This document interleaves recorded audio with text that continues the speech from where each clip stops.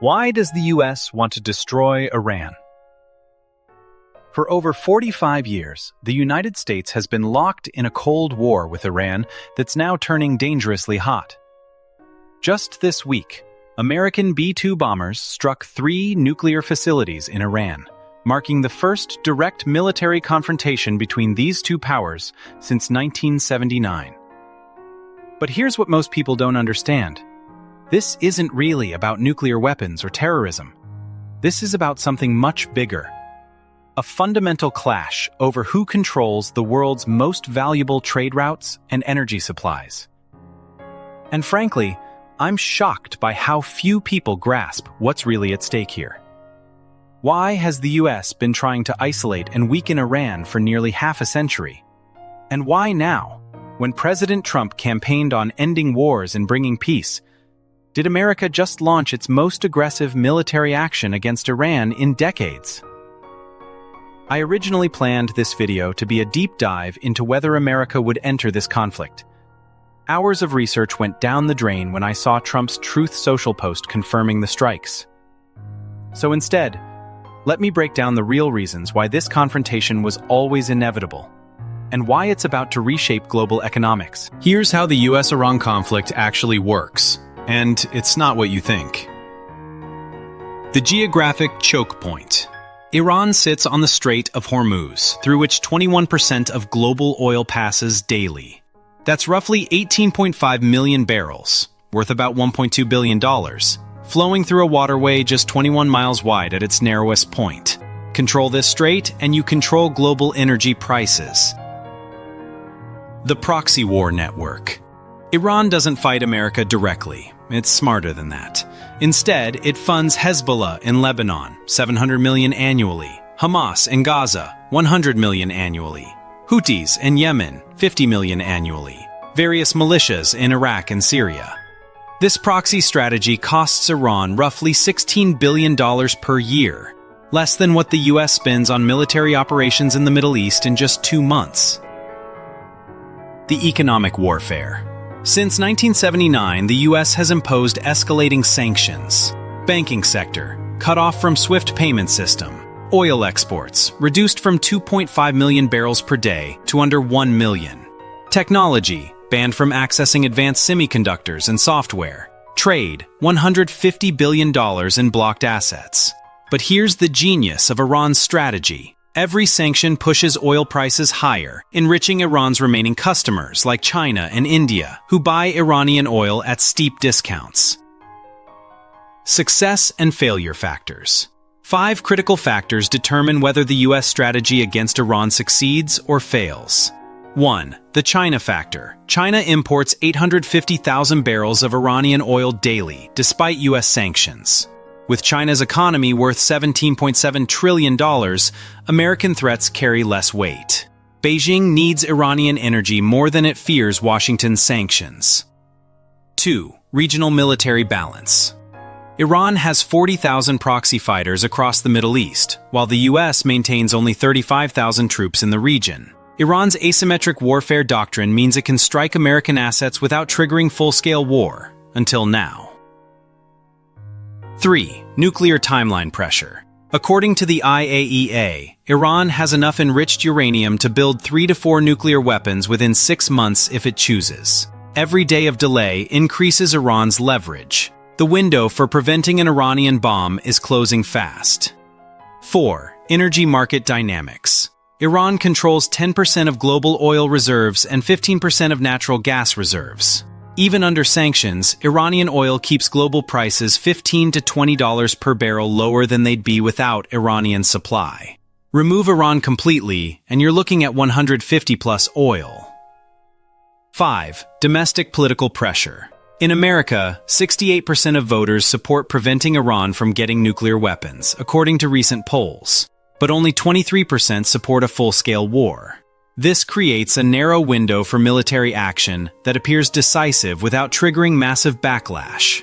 Here's the stunning paradox that changes everything. The US and Iran actually need each other, economically. America's hidden dependence. Without Iranian oil in global markets, US gasoline prices would jump 80 cents to $1.20 per gallon. American consumers unknowingly benefit from Iranian energy production, even while their government wages economic war against Tehran. Iran's dollar dilemma. Despite all the anti-American rhetoric, Iran's entire economy runs on US dollar pricing. Oil, the backbone of Iran's economy, is priced in dollars. Even sanctions are measured in dollar terms. Iran can't escape the American financial system even while fighting it. The proxy war profit machine. Here's what's really shocking. Both sides profit from this conflict. U.S. defense contractors made $2.3 trillion from Middle East conflicts since 2001. Iranian military-industrial complex controls 30% of Iran's economy. Regional tensions justify $140 billion in annual U.S. arms sales to Gulf allies. The nuclear weapons paradox. Remember Pakistan's nuclear program I mentioned earlier? Pakistan developed nukes specifically to counter India, but it worked. Since 1998, Pakistan and India haven't fought a single major war. Iran might be pursuing nuclear weapons not to attack anyone, but to ensure its survival.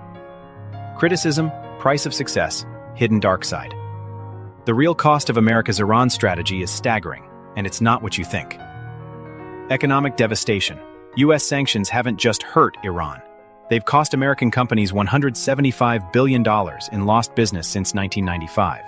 European allies have lost even more, with German-Iran trade falling from $4.7 billion to just $1.2 billion. Regional instability. Every time the U.S. pushes Iran, Tehran pushes back through proxies. Syria? 350,000 dead in civil war. Iran helped fuel. Yemen? 150,000 dead in conflict. Iran supports Iraq. $2.4 trillion. American investment destabilized by Iranian influence. The humanitarian crisis. U.S. sanctions have created a medical crisis in Iran. Cancer patients can't get chemotherapy drugs. Children with rare diseases can't access treatments. This isn't just about politics. Real people are dying. Nuclear proliferation acceleration. Here's the darkest irony. U.S. pressure has pushed Iran closer to nuclear weapons, not further away. In 2015, Iran had enough uranium for one bomb. Today, after Trump withdrew from the nuclear deal, Iran has enough for 4 bombs. American aggression created the very threat it sought to prevent. Global economic fragmentation. The Iran sanctions have accelerated de-dollarization. China, Russia, and Iran now conduct $85 billion in annual trade outside the dollar system. America's financial weapon is losing its power through overuse. Personal stakes. As someone living in Los Angeles, I'll be honest, this escalation terrifies me. We're 30 miles from major ports and military installations. If this conflict spirals into something bigger, coastal cities become targets. The price of miscalculation is measured in millions of lives. Here's the key insight that changes everything. We're witnessing the decline of American economic dominance disguised as a fight over nuclear weapons. The US-Iran conflict isn't really about stopping terrorism or preventing nuclear proliferation. It's about preserving a global system where America can dictate terms to the world through control of energy markets and financial systems. But that system is breaking down. China's rise, Iran's resistance, and global economic fragmentation mean the old rules no longer apply. The question isn't whether America can destroy Iran. It's whether America can maintain global economic leadership without relying on military force. Here's what I want you to do. Drop a comment below. Which of these 4 scenarios do you think is most likely? Diplomatic breakthrough? Iranian nuclear acceleration? Regional war? Or regime change? Hit that like button if you want me to break down the economic implications of each scenario in next week's video.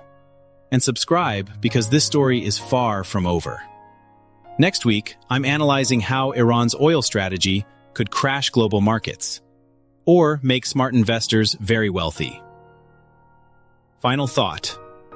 I really hope we can find a way back to diplomacy and economic cooperation instead of this dangerous escalation. Because if every country starts thinking military force is the answer to economic competition, we'll all pay the price in ways we can't even imagine yet. Let me know what you think in the comments below. Until next time, stay informed, stay safe.